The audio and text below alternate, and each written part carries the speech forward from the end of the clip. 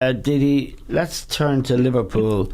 You told us on this podcast last week that you thought giving Jurgen Klopp a 6-year contract was mad, and you also told the Sunday Times, who with excellent journalism made it a headline last week in an interview you gave them, and it's really tough to defend Jurgen Klopp after this recent sort of spell of 10 games, isn't it? Yeah. Well, I think it's a deeper line issue, a problem with Liverpool. Obviously, what I did say, he was brought in last October, or the October before, and after 8 months in the job, the points tally didn't really improve on Rodgers. They lose 2 finals. The club saw themselves, well, the reason he was brought in to improve the team, which to a certain extent he did, but then again, in the overall scheme, nothing really changed because they were trophyless and they finished 7th or 8th. So the fact that the club, and not even going to go at the manager because, I'm a fan of Jurgen Klopp. I think he's got a difficult time at the moment, but I think he's fully aware of the challenges he's got at the football club.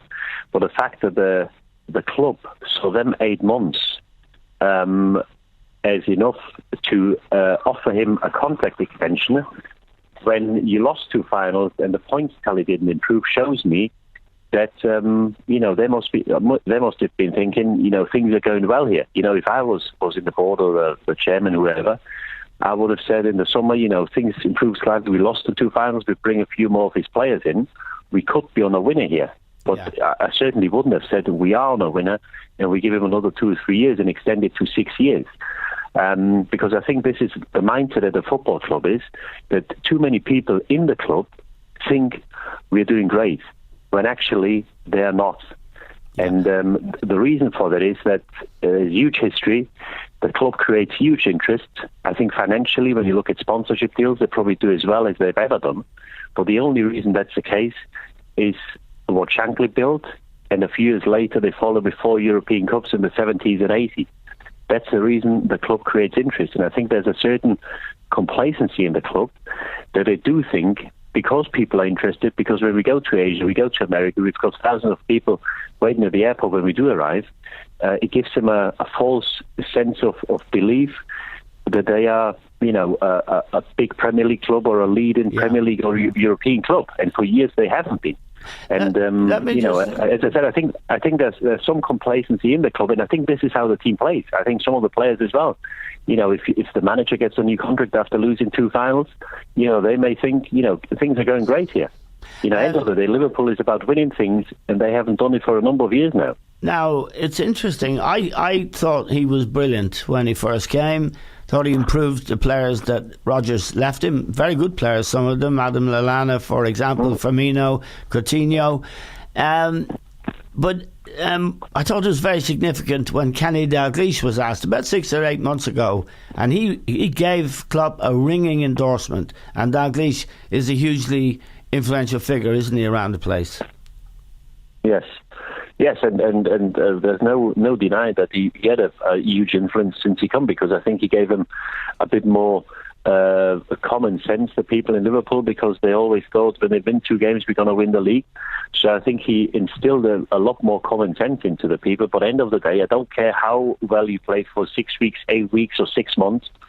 I can only judge him and the team what's at the end of the season. And there's 1 League Cup now in 10 years. There's every chance now they're going to miss out on a top 4 spot again. And that's, simply a situation you can't. If you look at the last few years, I don't think Liverpool has been in the Champions League an awful lot. And that's a situation which is just not good enough. And again, I think you need to change the whole mentality within the club. Whether he's powerful enough or whether he gets long enough to do that, I'm not too sure. Because as I said, I think there's a sense of complacency running throughout the club. That they still think they're a massive club, which at the moment they are not. All Liverpool got going for it at the moment is history, and that's how the team plays. They do well against Chelsea, against Manchester City, and all of a sudden they think they're top players and they're a top team, and then they go to Burnley, they go to Hull, and they get beat. There's no consistency, there's no stability. I've got to question some of the players, whether they're good enough to play for Liverpool. Because in the last few years, if you look back, there was 2 years ago a semi-final against Aston Villa. There was a semi-final against Southampton, which they lost. And there was obviously the two finals against Man City and Seville. So he didn't lose against Real Madrid, AC Milan, or Chelsea or Man United. You lost against teams like Aston Villa, who were fighting relegation at the time, and now you've lost a two-legged semi-final against Southampton, who have been struggling in the league recently. And I just feel that some of these players are there for a number of years now, and every time the chips were down, they kept failing. And, I think you need to make drastic changes, whether they've got the money to do it, whether he's got the time to do it. I'm not too sure. And again, I just want to reiterate, I didn't have a go at the manager. I think he's a very capable manager, even though he's got a huge task on his hands in the next few months. I just didn't see the reason after 8 months to extend the contract when he just lost two finals and didn't improve the points today. I thought at the time it was, I just didn't understand it, and I think a lot of the people probably felt the same way.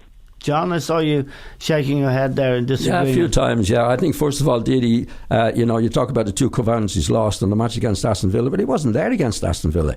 This is a few years ago. He's only taken over since just October, 12 months ago.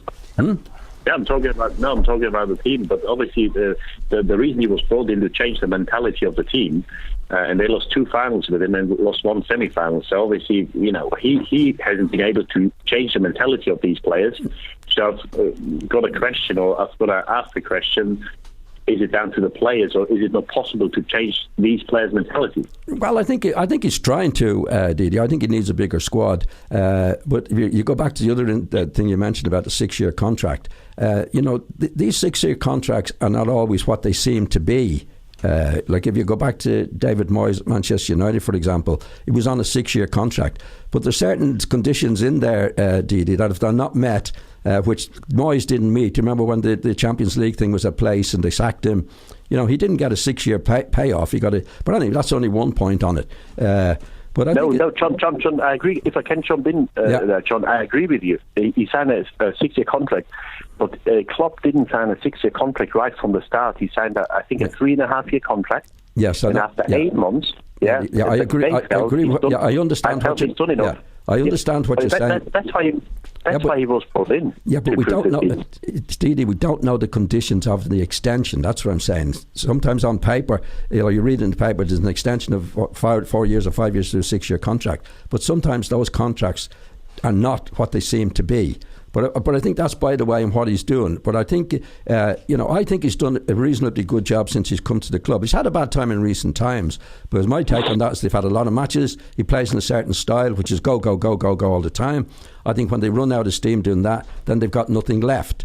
But I think he could get a bigger squad. We're all inclined, I think, to when the man who's having a bad time like Klopp, well, one minute he's a hero, next minute he's not such a hero. But I think overall, he's done a good job since he's gone to Liverpool. I think he's got good players in. I think the mentality of the players are much better than they were.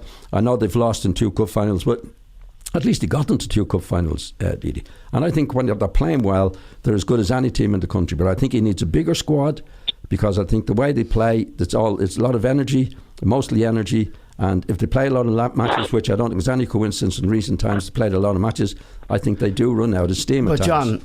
But John, he's 16 or 17 months there. Yeah. Back four's a mess. He hasn't got a goalkeeper. Yeah. They're giving away clownish goals. Breaks the heart of the team. No, I agree. He has to take responsibility for that. Of course, win or lose, you have to take responsibility as manager. But he's had a bad time in recent times. There's no doubt about that. I saw the whole match against Hull. It was on Setanta, and they were terrible. Yeah, and they haven't been good. Don't get me wrong. But if you go back, say, before Christmas, they were in contention for the league. I think you were a big fan of his. I was a big fan of his. I am a big fan. Up to a point, though, I'm beginning to. Well, you're entitled to change your mind. Of course, I'm not. I'm changing my mind. I like to change my mind, John. But I think I think he definitely needs more players in. I think the way that they play him, and my thing from the start was he's go, go, go.